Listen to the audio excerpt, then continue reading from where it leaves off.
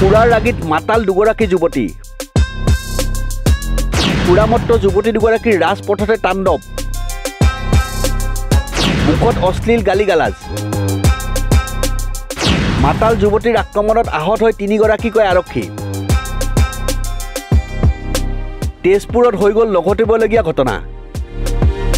বনভোজ খাবলৈ আহি বনভোজকাৰী দলৰ সৈতে কাজিয়াত লিপ্ত দুগৰাকী যুৱতী আৰক্ষী আৰু স্থানীয় ৰাইজৰ অভিযোগ সুৰাৰ ৰাগীত মাতাল যুৱতী দুগৰাকী সুৰামত্ত যুৱতী দুগৰাকীয়ে ৰাজপথতে তাণ্ডৱ চলোৱাৰ অভিযোগ উত্থাপন হৈছে পৰিস্থিতি নিয়ন্ত্ৰণ কৰিবলৈ ঘটনাস্থলীত আৰক্ষী উপস্থিত হয় যদিও দিন দুপৰতে যুৱতী দুগৰাকীয়ে আৰক্ষীকে আক্ৰমণ কৰে অৱশেষত স্থানীয় ৰাইজৰ সহযোগত আৰক্ষীয়ে জামুগুৰি আৰক্ষী থানালৈ নিয়ে 2 মাতাল যুৱতী দুগৰাকী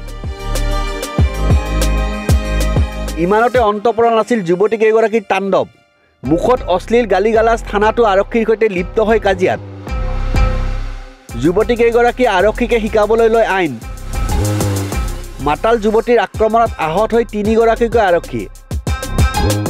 জানিব পৰা অনুসৰি আহত 3গৰাকী আৰক্ষীক চিকিৎসালয়ত ভৰ্তি কৰোৱা হৈছে উল্লেখযোগ্য যে চৰকাৰে বনভোজক লৈ কঠোৰ নিৰ্দেশনা দিয়াৰ পিছতো সাংস্কৃতিক নগৰীত সংঘটিত হোৱা এই ঘটনাই তীব্ৰ চাঞ্চল্যৰ সৃষ্টি কৰিছে তেজপুৰৰ চকীঘাট দলঙৰ সমীপত সংঘটিত হৈছে এই ঘটনা নিউজ ডেস্ক ৰিপৰ্ট নিউজ 13